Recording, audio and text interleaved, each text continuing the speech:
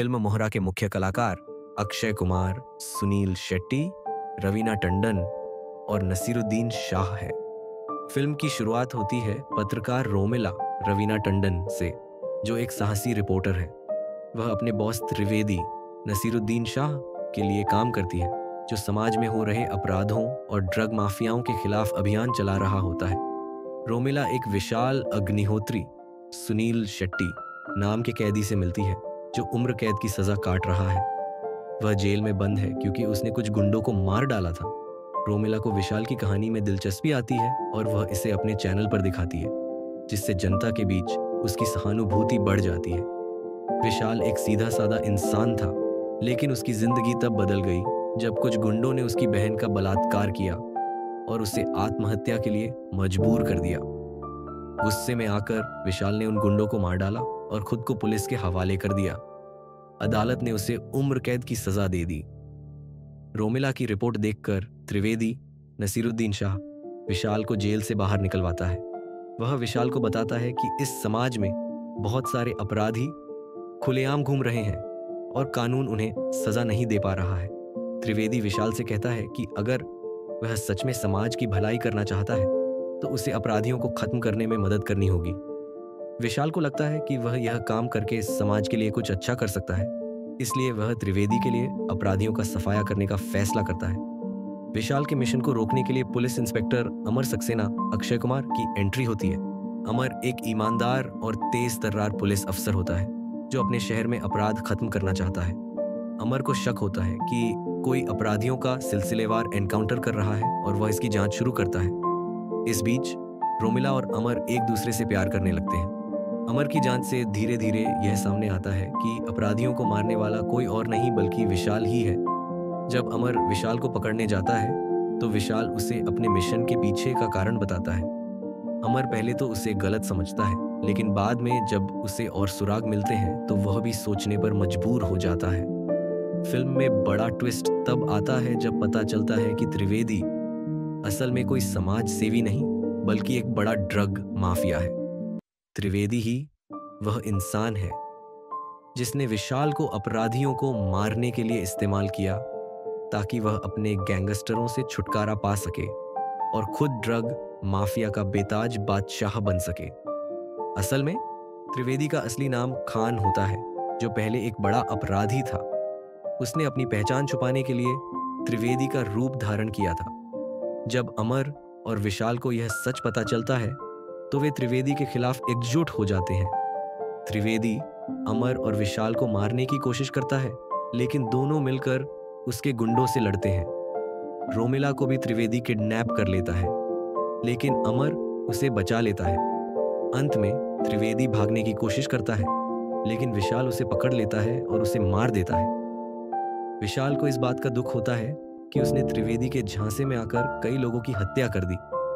Film का अंत एक इमोशनल सीन के साथ होता है। मोहरा एक जबरदस्त एक्शन थ्रिलर फिल्म है, जिसमें रोमांच, बदला, प्यार और देशभक्ति का बेहतरीन मिश्रण देखने को मिलता है। अक्षय कुमार और सुनील शेट्टी की जबरदस्त एक्टिंग, रवीना टंडन का सुपरहिट गाना टिप टिप बरसा पानी, नसीरुद्दीन शाह का खतरनाक विलेन अवतार, एक्शन, इमोशन और ट्विस्ट से भरपूर कहानी। अगर आपको एक्शन और थ्रिलर फिल्में पसंद है तो मोहरा जरूर देखनी चाहिए। दामिनी 1993 की भारतीय हिंदी ड्रामा फिल्म है। शेखर गुप्ता, ऋषि कपूर एक अमीर व्यापारी और उद्योगपति केदारनाथ गुप्ता के बड़े बेटे हैं। एक चैरिटी कार्यक्रम में उसका नृत्य प्रदर्शन देखने के बाद वह दामिनी मीनाक्षी शेषाद्री से पहली नजर में प्यार कर बैठता है। दामिनी एक गरीब परिवार से ताल्लुक रखती है, लेकिन समाज में अन्याय के खिलाफ आवाज उठाती है। उसकी बहन शराबी और मिमिक्री कलाकार बिरजू मोघे के साथ घर से भागकर मुंबई चली जाती है, ताकि अपने पिता को उसकी शादी के लिए दहेज का इंतजाम करने के बोझ से मुक्त कर सके। दामिनी और शेखर की शादी हो जाती है और दामिनी उसके आलीशान बंगले में रहने लगती है। हालांकि यह गुप्ताओं के व्यापारिक साझेदार तोलू बजाज को परेशान करता है, जो अपनी बेटी की शादी शेखर से करने की योजना बना रहा था। वह गुप्ताओं के साथ साझेदारी तोड़ देता है और उनके खिलाफ साजिश रचना शुरू कर देता है। दामिनी की दोस्ती उर्मी से होती है, जो एक युवा नौकरानी है जो गुप्ताओं के घर में पली बढ़ी है।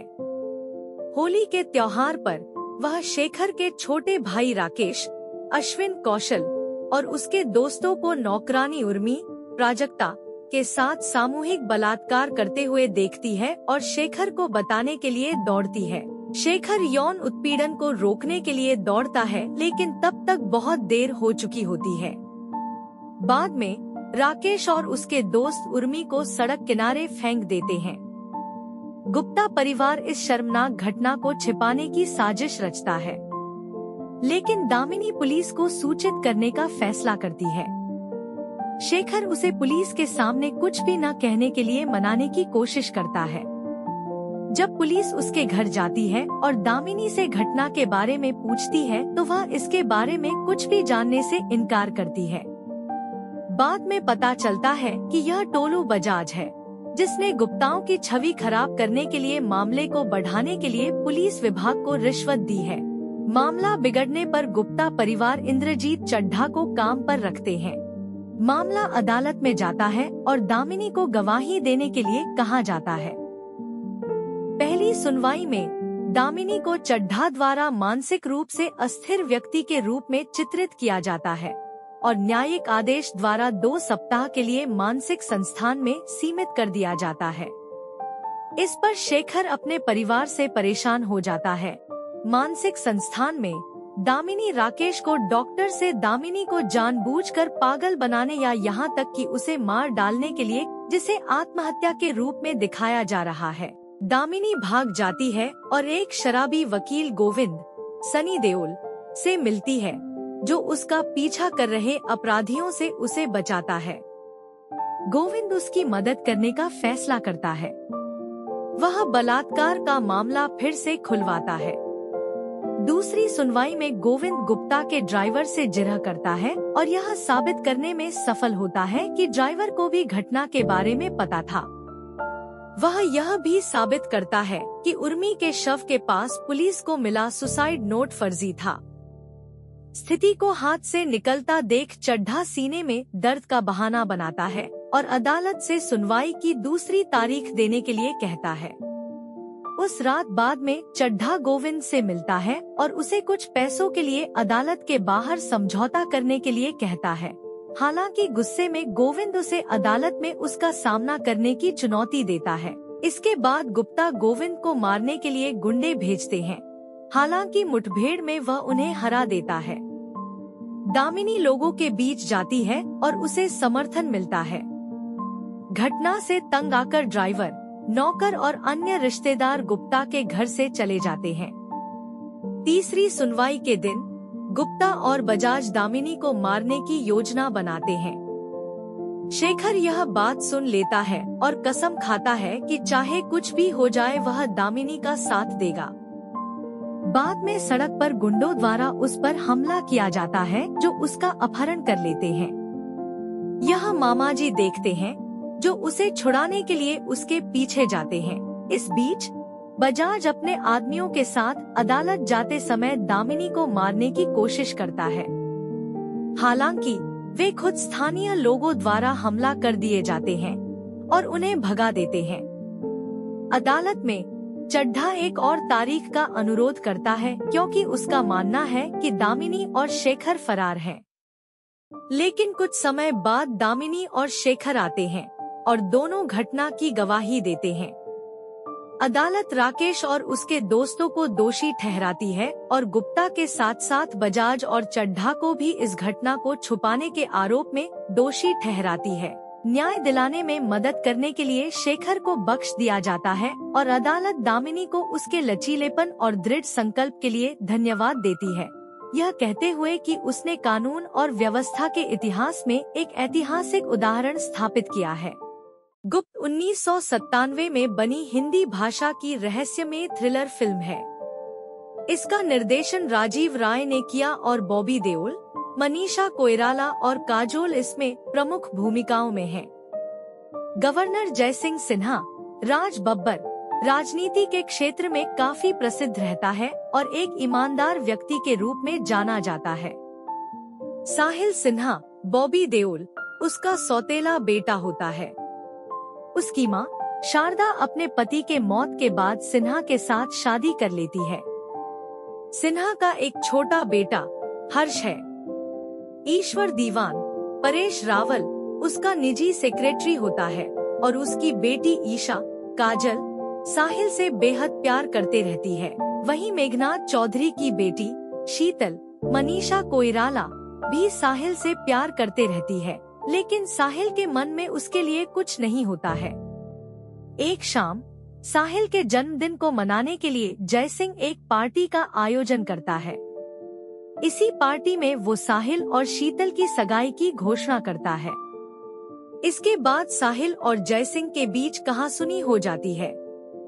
एक समय ऐसा आता है कि साहिल आवेश में आकर अपने पिता को मारने की कोशिश करता है, पर बीच में शारदा आ जाती है। इसके दूसरे दिन डॉ गांधी, कुलभूषण खरबंदा के घर पर साहिल काफी शराब पी लेता है। डॉ गांधी पूरे सिन्हा परिवार का डॉक्टर रहता है। वो उसे शीतल को अपनी पत्नी स्वीकार करने बोलता है, जिससे वो उसके साथ खुशी खुशी जीवन बिता सकता है। नशे में धुत साहिल घर वापस आता है और अपने पिता से मिलने जाता है। वो ये देखकर हैरान रह जाता है कि किसी ने उसके पिता को मार दिया है। थोड़ी देर में शारदा आती है और देखती है कि साहिल अपने सौतेले पिता के पास चाकू के साथ खड़ा है। साहिल पर अपने सौतेले पिता की हत्या करने का आरोप लग जाता है और अदालत में उसी की मां उसके खिलाफ गवाही देती है, जिसके कारण उसे 14 साल की जेल हो जाती है। जेल जाने से थोड़ी देर पहले वो शीतल को एक नेकलेस देता है और कहता है कि शायद इसे हत्यारे ने गलती से गिरा दिया था। जेल में साहिल को एक पुराना कैदी मिलता है, जो उसे बेकसूर मानते रहता है। वो कैदी साहिल को बताता है कि जेल से भागने का बस एक ही रास्ता है, जो गटर से होते हुए बाहर की ओर जाता है। साहिल दूसरे कैदियों के साथ झगड़ा करता है, जिसके कारण उसे और 2 अन्य कैदियों को जेलर तेज सप्रू एक चैम्बर में बंद कर देता है। साहिल और वो दोनों कैदी जेल से निकलकर नदी में आ जाते हैं और शीतल के द्वारा लाए नाव की मदद से भागने में सफल रहते हैं। साहिल के जेल से भागने के बाद पुलिस कमिश्नर पटवर्धन अंजान श्रीवास्तव इस मामले को पुलिस अफसर उधम सिंह ओमपुरी को देते हैं। साहिल छुपते हुए ईशा के घर में उससे मिलता है। वो डॉ गांधी को फोन कर सलाह लेती है, तो वो उसे अपने घर आने को कहता है। जब वो डॉ गांधी के घर आता है तो वहाँ उनकी लाश मिलती है और उसके द्वारा कुछ करने से पहले ही एक नौकर उसे देख लेता है और इस तरह साहिल पर एक और खून का आरोप लग जाता है। साहिल अपने आप को निर्दोष साबित करने के लिए असल हत्यारे की तलाश करने लगता है। एक एक करके वो कई लोगों पर शक करने लगता है, पर सभी बेकसूर निकलते हैं। वहीं उधम सिंह को भी लगने लगता है कि साहिल असल हत्यारा नहीं है। उधम सिंह को पता चलता है कि जिन 2 चाकुओं से हत्या हुई थी, वो किसी एक सेट का हिस्सा है। वो चाकुओं का सेट उन्हें ईश्वर दीवान के घर से मिलता है। उसे गिरफ्तार कर लिया जाता है और वो पुलिस के सामने अपना गुनाह स्वीकार भी कर लेता है। वो बोलता है कि जयसिंह उसकी बेटी को अपनी बहू नहीं बनाना चाहता था, इस कारण उसने उसकी हत्या कर दी और डॉ गांधी को अपराध छुपाने के लिए मार दिया। शीतल ये बात साहिल को बताती है कि असल हत्यारा ईश्वर दीवान था। जयसिंह का बेटा हर्ष उस नेकलेस के साथ खेलते रहता है, जो साहिल को घटना स्थल पर मिला था। वो उस नेकलेस को खोल लेता है, जिसमें ईशा की तस्वीर लगी होती है, जिससे पता चलता है कि असल में सारी हत्या ईशा ने की है। इसी दौरान ईशा अफसर उधम सिंह के ऊपर हमला कर देती है, जिससे उधम सिंह को गंभीर चोट आ जाती है। नेकलेस में लगी तस्वीर को देखकर साहिल सीधे ईश्वर दीवान से मिलता है और उसके द्वारा उसे पता चलता है कि वो सारे खून असल में ईशा ने किए थे, ताकि वो साहिल से दूर न हो सके। साहिल को समझ आता है कि ईशा जरूर शीतल पर अगला हमला करेगी। इस कारण वो शीतल को फोन कर बताने की कोशिश करते रहता है कि तभी दरवाजे की घंटी बजती है। वो दरवाजा खोलकर ईशा का स्वागत करती है। ईशा उस पर हमला करने लगती है और साहिल समय पर आकर उसे बचा लेता है। ईशा जब मारने के लिए होते रहती है कि तभी पुलिस भी आ जाती है और उसे गोली मार देती है। इसके बाद ईशा की मौत हो जाती है। एक मशहूर गायक जिसकी आवाज पर लाखों दिल धड़कते हैं और एक मासूम लड़की जो प्यार की सच्ची तलाश में है, लेकिन उनकी कहानी में एक ऐसा मोड़ आएगा जो सब कुछ बदल कर रख देगा। फिल्म दीवाना के मुख्य कलाकार ऋषि कपूर, दिव्या भारती, शाहरुख खान। फिल्म की कहानी एक मशहूर गायक रवि ऋषि कपूर और उसकी पत्नी काजल दिव्या भारती के इर्द गिर्द घूमती है। रवि एक सफल गायक होता है और काजल उसकी बहुत बड़ी फैन होती है। धीरे धीरे दोनों एक दूसरे को पसंद करने लगते हैं और शादी कर लेते हैं। शादी के बाद रवि अपनी माँ सुषमा सेठ और पत्नी काजल के साथ खुशहाल जिंदगी बिता रहा होता है, लेकिन उसकी खुशियों को नजर लग जाती है जब उसके लालची चाचा उसकी दौलत हड़पने के लिए उसे मरवा देते हैं। रवि के ऊपर गुंडे हमला करते हैं और उसे ऊंचाई से धक्का दे दिया जाता है। सभी को लगता है कि रवि मर चुका है। रवि की माँ और काजल इस हादसे से टूट जाती है। काजल को अब अपने जीवन में कोई उद्देश्य नहीं दिखता, लेकिन उसकी सास उसे हिम्मत देती है और कहती है कि उसे अपने जीवन को फिर से शुरू करना चाहिए।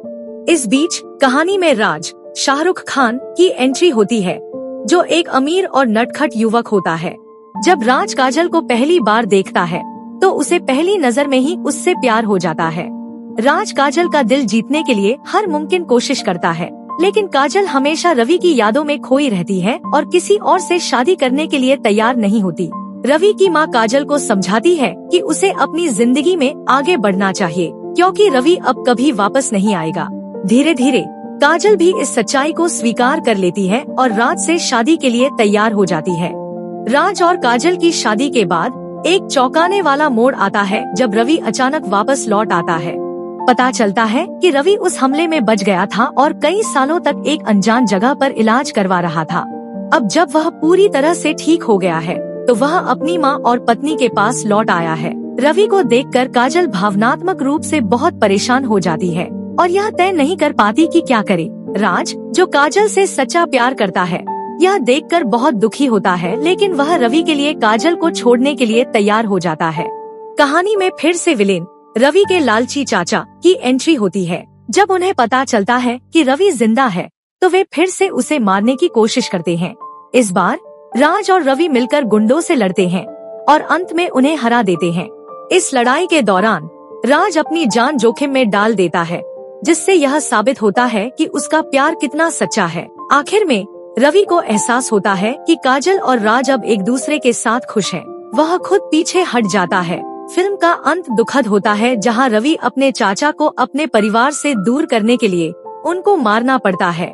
इस वजह से रवि खुद उनके साथ मर जाता है और काजल, रवि की माँ और राज यह सब देख के बेबस हो जाते हैं।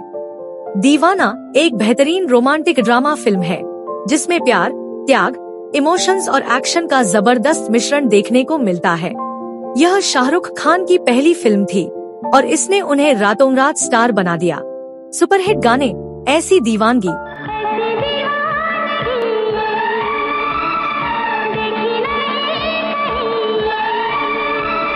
तेरे दर्द से दिल आबाद रहा,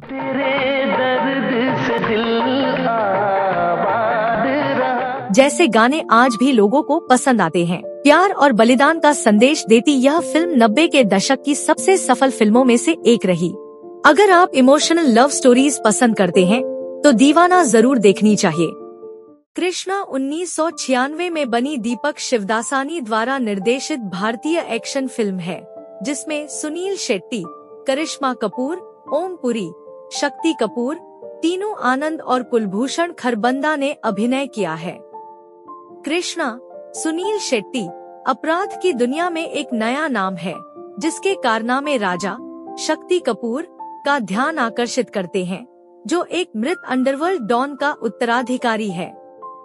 राजा भुजंग और उसके रवैये से घृणा करता है और कृष्णा की ओर हाथ बढ़ाता है, जो प्रस्ताव स्वीकार करता है। भाव कृष्णा को उसके गिरोह में शामिल होने पर उज्जवल भविष्य के लिए मनाने की कोशिश करता है, लेकिन कृष्णा राजा के साथ रहता है। इस बीच रश्मि करिश्मा कपूर, एक क्लब डांसर, अपने प्यार सुनील के खोने का विलाप कर रही है। सुनील, जो कृष्णा का हमशक्ल था, एक पायलट था जिसकी ट्रेनिंग के दौरान मृत्यु हो गई थी। रश्मि ऐसा मानने से इनकार कर देती। एक कार्यक्रम के दौरान रश्मि कृष्णा से मिलती है और उसे देखकर रोमांचित हो जाती है।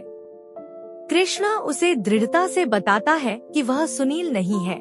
जब वह देखती है कि रश्मि के नाम का टैटू, जो सुनील के हाथ पर होना चाहिए था, कृष्णा के हाथ से गायब है, तो वह टूट जाती है और उदास हो जाती है।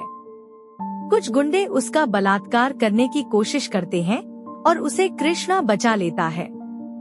कृष्णा बताता है कि वह वास्तव में सुनील है और उसे सच्चाई बताता है।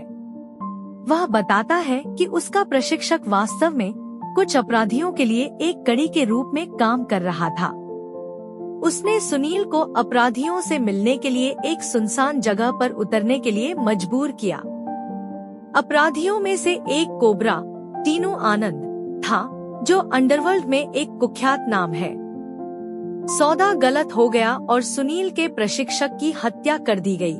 सुनील बच गया और किसी ने उसका चेहरा नहीं देखा। उसे गलत तरीके से एक संदिग्ध के रूप में गिरफ्तार किया गया था और मंत्री अमर प्रभाकर ओमपुरी ने उसे जमानत दी थी। अमर ने उससे कहा कि अगर वह बचना चाहता है तो उसे उन सभी लोगों को मारना होगा जो संभावित खतरा पैदा कर सकते हैं। इसलिए सुनील को दूसरे नाम कृष्णा के तहत बुक किया गया। इस बीच कोबरा भारत लौटता है और यह पता चलता है कि भाऊ और राजा दोनों उसके पेरोल पर हैं। कोबरा राजा को भारत में अपने संचालन का वास्तविक शासक बनाने का फैसला करता है। राजा उसे कृष्णा के बारे में बताता है। कोबरा और कृष्णा मिलते हैं, जहां कोबरा को शक होता है कि उसने कृष्णा को पहले कहीं देखा है। सुनील जानता है कि कोबरा उसे पहचान सकता है, लेकिन समझता है कि अब वह बहुत दूर आ गया है। बाद में राजा एक वेश्यालय में जाता है, जहां सुनील अपनी बहन को प्रदर्शन करते देख हैरान हो जाता है। उसकी बहन भी उसे देखकर चौंक जाती है और शर्म के मारे आत्महत्या कर लेती है। सुनील को एक अन्य नर्तक से पता चलता है कि अधिकांश नर्तकियों की कहानी एक जैसी है। एक आदमी उनके जीवन में एक परोपकारी होने का नाटक करके आया, उनसे शादी की और उन्हें बेच दिया, जबकि यहाँ आने से पहले उनका बलात्कार किया गया था। उसे एहसास होता है कि जिस आदमी को उसने अपनी बहन दी थी, वह कई लड़कियों की जिंदगी बर्बाद करने के लिए जिम्मेदार है। नर्तकी उसे यह भी बताती है कि वह उन लोगों का रिकॉर्ड रखता है, जिनमें से ज्यादातर वीडियो टेप हैं, जिन्हें उसने लड़कियों को बेचा है ताकि उन्हें ब्लैकमेल कर सके। गुस्से में आकर सुनील उस आदमी से भिड़ जाता है, लेकिन वह मर जाता है। सुनील को एक और झटका तब लगता है जब उसे पता चलता है कि उसकी मां मर चुकी है। अमर सच्चाई को छुपाता है और सुनील की मां का उचित अंतिम संस्कार करता है। सुनील को यह भी पता चलता है कि अमर की अपनी बेटी का अपहरण कर लिया गया है और कोबरा के पास वह टेप है जिससे उसकी बहन के बलात्कारी की पहचान उजागर हो सकती है। भाऊ और राजा के साथ कोबरा के दूसरे सौदे के बारे में जानने पर सुनील सब कुछ खत्म करने का फैसला करता है। खूनी नतीजों के बाद अपराधी मारे जाते हैं। सुनील को टेप मिल जाता है, जिससे वह यह जानकर हैरान हो जाता है कि उसकी बहन का बलात्कार किसी और ने नहीं बल्कि अमर ने किया था। यहाँ यह पता चलता है कि अमर की बेटी का अपहरण नहीं हुआ था, यह केवल अगले चुनावों के लिए जनता की सहानुभूति हासिल करने की एक चाल थी। हालांकि कमिश्नर कुलभूषण खरबंदा को इस धोखाधड़ी के बारे में पता चलता है और अमर उसे पकड़वा देता है। अगले दिन अमर भाषण दे रहा होता है जब क्रोधित सुनील आ जाता है।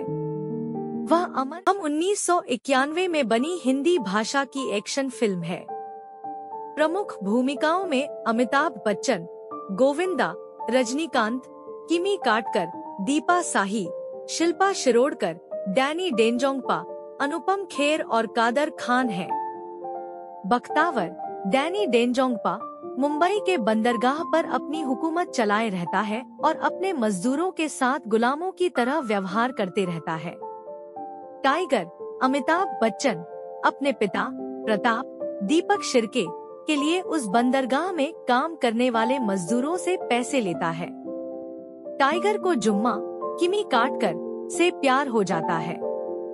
उसके भाई को बख्तावर मार देता है और टाइगर के पिता और सौतेली माँ की भी मौत हो जाती है। अब उसके 2 छोटे सौतेले भाइयों की जिम्मेदारी भी टाइगर पर आ जाती है। टाइगर सीधे ही बख्तावर को मारने के लिए निकल जाता है, पर इंस्पेक्टर गिरधर अनुपम खेर उसे रोक लेता है। गिरधर उसे अपनी सौतेली माँ को दिया वचन याद दिलाता है और उसके 2 भाइयों की देखरेख करने को बोलता है। वह बख्तावर की जिम्मेदारी पुलिस को देने बोलता है। गिरधर और उसका वफादार मिलकर बख्तावर के घर से पैसे चुरा लेते हैं और घर को आग लगा देते हैं, जिससे सारा सबूत जलकर नष्ट हो जाए। इस आग में बख्तावर की बीवी और बेटी मारे जाते हैं और बख्तावर को पुलिस टाइगर के परिवार की हत्या करने के जुर्म में गिरफ्तार कर लेती है। टाइगर वहां से ट्रेन में बैठकर अपने सौतेले भाइयों के साथ शहर छोड़कर चले जाता है। टाइगर अपना नाम बदलकर शेखर रख लेता है और एक इज्जतदार किसान और इमारती लकड़ी का व्यापारी बन जाता है। कुमार रजनीकांत एक पुलिस अफसर है जो आरती दीपा साही से शादी किए रहता है। उसकी एक छोटी बेटी ज्योति संजना, उसका सबसे छोटा भाई विजय गोविंदा कॉलेज में पढ़ते रहता है और उसे अनीता शिल्पा शिरोडकर से प्यार हो जाता है, जो जनरल राणा प्रताप सिंह कादर खान की बेटी है। वो चाहते रहता है कि उसकी बेटी की शादी किसी सैन्य अफसर के साथ हो। शेखर अपने दोनों भाइयों के साथ खुशी खुशी जीवन बिताते रहता है। कई सालों के बाद बख्तावर जेल से छूट जाता है।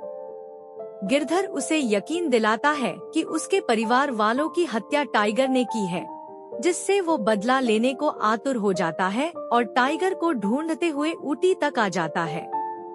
वो आरती और ज्योति का अपहरण कर लेता है और शेखर की सच्चाई बताता है। वहीं कुमार को भी शेखर की सच्चाई पता चल जाती है कि उसका पुराना नाम टाइगर था।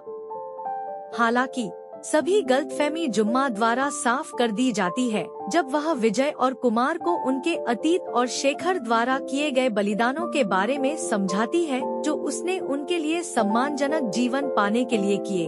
अंत में टाइगर अपने दोनों भाइयों विधाता फिल्म के मुख्य कलाकार दिलीप कुमार, संजीव कुमार, शम्मी कपूर, संजय दत्त, पंडरीबाई, अमरीश पुरी, सारिका। फिल्म की कहानी शंकर दिलीप कुमार नाम के एक व्यक्ति के इर्द गिर्द घूमती है, जो अपने पोते कान्हा संजय दत्त से बेहद प्यार करता है और उसकी परवरिश बहुत अच्छे से करता है। लेकिन इस कहानी के पीछे एक गहरा राज छुपा होता है। शंकर पहले एक सम्मानित इंसान था, लेकिन परिस्थितियों ने उसे एक क्रूर डॉन बनने पर मजबूर कर दिया। शंकर का बेटा प्रकाश एक ईमानदार और मेहनती इंसान था, जो अपने परिवार के साथ सुखी जीवन जी रहा था। लेकिन एक दिन जगावर चौधरी अमरीश पुरी नाम का एक क्रूर अपराधी प्रकाश की हत्या कर देता है। प्रकाश की मौत के बाद शंकर पूरी तरह टूट जाता है। अपनी बहू शारदा, पंडरीबाई और छोटे पोते कान्हा की सुरक्षा के लिए वह कानून के रास्ते को छोड़कर अपराध की दुनिया में कदम रखता है। शंकर धीरे धीरे अपराध जगत का बड़ा डॉन बन जाता है और वह अपने पोते को किसी भी तरह की परेशानी से दूर रखने की कोशिश करता है। शंकर अपने पोते कान्हा को एक अच्छे और सामान्य इंसान की तरह बड़ा करना चाहता है, इसलिए वह उसे इस काले धंधे से दूर रखता है। कान्हा को यह नहीं पता होता कि उसके दादा कौन है और उन्होंने किस तरह की जिंदगी जी है। कान्हा एक पढ़ा लिखा सीधा साधा युवक होता है, जो अनीता से प्यार करता है और उसके साथ खुशहाल जिंदगी बिताना चाहता है। एक दिन कान्हा को सच्चाई का पता चलता है कि उसके दादा शंकर वास्तव में एक क्राइम सिंडिकेट चलाते हैं। वह अपने दादा से नाराज हो जाता है और उनका सामना करता है। कान्हा की जिंदगी और उसकी मासूमियत को बचाने के लिए शंकर यह फैसला करता है कि वह अपराध की दुनिया से खुद को अलग कर लेगा। लेकिन यह इतना आसान नहीं होता, क्योंकि उसका सबसे बड़ा दुश्मन जगावर चौधरी उसे और उसके परिवार को खत्म करना चाहता है। जब जगावर चौधरी कान्हा और उसके परिवार को मारने की कोशिश करता है तो शंकर अपने पुराने दुश्मनों से बदला लेने का फैसला करता है। आखिर में शंकर और कान्हा मिलकर जगावर चौधरी को खत्म कर देते हैं और कान्हा को एक नई अपराध मुक्त जिंदगी जीने का मौका मिलता है। शंकर अपनी गलतियों को स्वीकार करता है और कान्हा को सही रास्ते पर जाने का आशीर्वाद देता है। फिल्म का अंत भावनात्मक होता है, जहां एक दादा अपने पोते को सही राह दिखाने के लिए अपनी जिंदगी कुर्बान कर देता है। विधाता एक शानदार एक्शन ड्रामा फिल्म है, जिसमें प्यार, त्याग, बदला और परिवार के रिश्तों को बेहतरीन तरीके से दिखाया गया है। दिलीप कुमार और संजय दत्त की दमदार परफॉर्मेंस, सुभाष घई की शानदार निर्देशन, शक्ति सामंत का बेहतरीन संगीत, अमरीश पुरी का खतरनाक विलेन अवतार। अगर आपको इमोशनल, फैमिली ड्रामा और एक्शन से भरपूर फिल्में पसंद है तो विधाता जरूर देखनी चाहिए।